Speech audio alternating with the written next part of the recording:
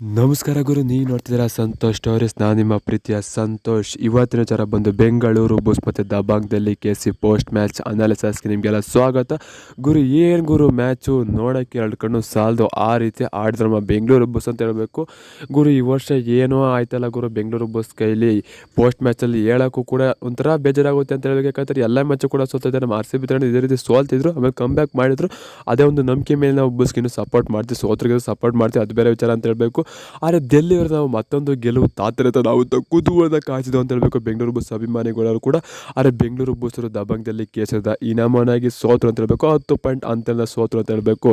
ಆ ಕಡೆಯಿಂದ ಆಶು ಮಲ್ಲಿಕ್ ಅವರು 14 ರೈಟ್ ಪಾಯಿಂಟ್ ತಾಯ್ತು ಅಂತಾರೆ. ಈ ಕಡೆ ಯಾರು ಕೂಡ ರೈಟ್ ಪಾಯಿಂಟಲ್ಲಿ ಅಷ್ಟೊಂದು ಮಿಂಚ್ ಅಂತ ಹೇಳಬೇಕು. ಪರ್ದೀಪ್ ನರ್ವಾಲ್ ಅವರು 5 ಪಾಯಿಂಟ್ನ ತಾಂಡ್ರು ಅಂತ ಹೇಳಬೇಕು. ಫಸ್ಟ್ ಹಾಫಲ್ಲಿ 4 ತಾಂಡ್ರು, ಸೆಕೆಂಡ್ ಹಾಫಲ್ಲಿ 1 ಪಾಯಿಂಟ್ ತಾಂಡ್ರು ಅಂತ ಹೇಳಬೇಕು ಪರ್ದೀಪ್ ನರ್ವಾಲ್ ಅವರು. ಇನ್ನು ನಿತಿನ್ ರಾವನ್ ಅವರು 5 ಗಳಿಸಿರು ಅಂತ ಹೇಳಬೇಕು. ಮತ್ತು ರೈಡಿಂಗಲ್ಲಿ 1 ಪಾಯಿಂಟ್ ತಾಂಡಿ ಟೋಟಲ್ ಆಗಿ 6 ಪಾಯಿಂಟ್ ತಾಂಡಿರು ಅಂತ ಹೇಳಬೇಕು. ಇನ್ನು ಅದು ಬಿಡ್ತು ಅಂದರೆ ಯಾರು ಕೂಡ ಚೆನ್ನಾಗಿ ಆಡಲೇ ಬೆಂಗಳೂರು ಬುಲ್ಸ್ ಪರವಾಗಿ ಅಂತ ಹೇಳ್ಬೇಕು. ಆ ಕಡೆ ಯೋಗೇಶ್ ಅವರು ಕೂಡ 5 ಗಳಿಸಿರು ಅಂತ ಹೇಳಬೇಕು. ನಮ್ಮ ಡಿಫೆಂಡಿಂಗ್ ಒಟ್ಟಾರೆ 0-0-0 ಆಗೋಯ್ತು ಅಂತ ಹೇಳಬೇಕು.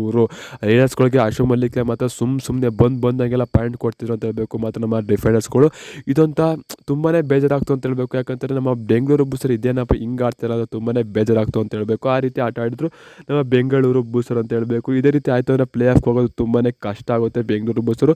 ಇನ್ನೂ ಪೀಕಲ್ಲಿ ಸುಮಾರು ಮ್ಯಾಚಸ್ಗಳಿದೆ ಅಂತ ಹೇಳಬೇಕು. ಇನ್ನೂ ಕೂಡ ಬೆಂಗಳೂರು ಬುಲ್ಸರು ಇನ್ನೂ 2-3 ಮ್ಯಾಚ್ ಸೋತರು ನಡೆಯುತ್ತೆ ಅಂತ ಹೇಳಬೇಕು. ಆದರೆ ಬ್ಯಾಕ್ ಟು ಬ್ಯಾಕ್ ಸೋಲ್ಬೇಡ್ರಪ್ಪ, ಮುಂದೆ ಎಲ್ಲ ಮ್ಯಾಚ್ನೂ RCB ತಂಡ ಗೆಲ್ತೀರ ಅಂತ ನಮಗೆ ನಂಬಿಕೆ ಇಲ್ಲ ನಿಮ್ಮ ಮೇಲೆ. RCB ತಂಡ ಎಲ್ಲ ಮ್ಯಾಚು ಗೆದ್ಕೊಂಡೋಗಿ ಫೈನಲ್ ಕ್ವಾಲಿಫೈ ಆಯಿತು. ನೀವು ಅದೇ ರೀತಿ ಸೋಲ್ತಾ ಇದ್ರೆ ಒಟ್ಟು ಅದೇ ರೀತಿ ಆದ ಥರ ಗೆಲ್ತೀರ ಅಂತ ನಂಬಿಕೆ ಬರಬೇಕು ಅಂತಾರೆ. ನೀವು ಗೆಲ್ಲಬೇಕು, ಗೆಲ್ಲೋ ದಾರಿಗೆ ಬರಬೇಕು. ಸ್ವಲ್ಪ RCB ತಂಡ ಸೋತಿದ್ದೆಲ್ಲ ಸ್ವಲ್ಪ ಹತ್ರ ಬರೋರು ಆ ರೀತಿ. ಅದು ಕಬಡ್ಡಿನೇ ಬೇರೆ, ಕ್ರಿಕೆಟೇ ಬೇಡ ಬಿಡಿ. ಅದು ಕ್ರಿಕೆಟಲ್ಲಿ ಗೇಮ್ ಚೇಂಜ್ ಆಗುತ್ತೆ, ಕಬಡ್ಡಿಲಿ ಆ ರೀತಿ ಆಗೋದಿಲ್ಲ ಅಂತ. ಕಬಡ್ಡಿಲಿ 2-3 ಪಾಯಿಂಟ್ 5 ಪಾಯಿಂಟ್ ನೀಡೋದಾಯಿತು ಅಂತಂದರೆ ಆಲ್ಮೋಸ್ಟ್ ಮ್ಯಾಚ್ ಅವ್ರದ್ದೇ ಅಂತಲೇ ಅಂದ್ಕೊಡ್ಬೇಕು. ಆ ರೀತಿ ಆಗೋದು ಅಂತ ಹೇಳಬೇಕು.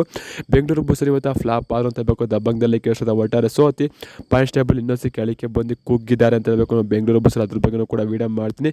ಬೆಂಗಳೂರು ಬುಲ್ಸ್ಗೆ ಇದೇ ರೀತಿ ಆಯಿತು ಅಂದರೆ ಮುಂದೆ ಬರೋ ಮ್ಯಾಚ್ಗಳೆಲ್ಲ ಕಷ್ಟ ಆಗುತ್ತೆ ಗುರು. ನೀವಂತರ ಕಳ್ಸೋ ಕಾರ್ಡ್ ಮಾಡಿ. ಬೆಂಗಳೂರು ಬುಲ್ಸರು ಪ್ಲೇ ಆಫ್ ಆದಲ್ಲಿ ಉಳಿಬೇಕು ಜೀವಂತವಾಗಿ ಅಂತಾರೆ. ಸೋಮವಾರ ಮ್ಯಾಚ್ ಇದೆ, ಅದು ಯಾರ ಮೇಲೆ ಅಂತ ನನಗೂ ಕೂಡ ಸರಿ ನೆನಪಿಲ್ಲ. ಅದ್ರ ಬಗ್ಗೆ ವಿಡಿಯೋ ಮಾಡಿ ತಿಳಿಸ್ತೀನಿ ಮತ್ತೊಮ್ಮೆ. ಸೋಮವಾರ ಮ್ಯಾಚ್ ನಮ್ಮ ಬೆಂಗಳೂರು ಬುಲ್ಸರಿಗೆ ಗೆಲ್ಲಲೇಬೇಕು ಅಂತ ಹೇಳ್ತೀನಿ ಗುರು. ಇದ್ರ ಬಗ್ಗೆ ನಿಮ್ಮ ಅನಿಸಿಕೆ ಅಂತ ಕಳ್ಸೋ ಕಾರ್ಡ್ ಮಾಡಿ. ಬೆಂಗಳೂರು ಬುಲ್ಸ್ ದಬಂಗದಲ್ಲಿ KC 0-0-0 ಪರ್ದೀಪ್ ನರ್ವಾಲ್ ಬಂದರು ಅಣ್ಣ.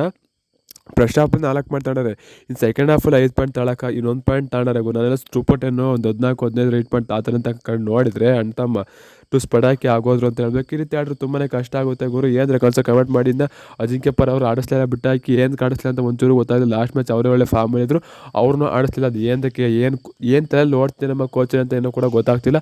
ನೀವಂದ್ರೆ ಕಳ್ಸೋ ಕಮೆಂಟ್ ಮಾಡಿ ಗುರು. ಸಿಗೋದು ಎಷ್ಟು ಅಡಬಾಯ್ ಬಂದು ನಮಸ್ಕಾರ.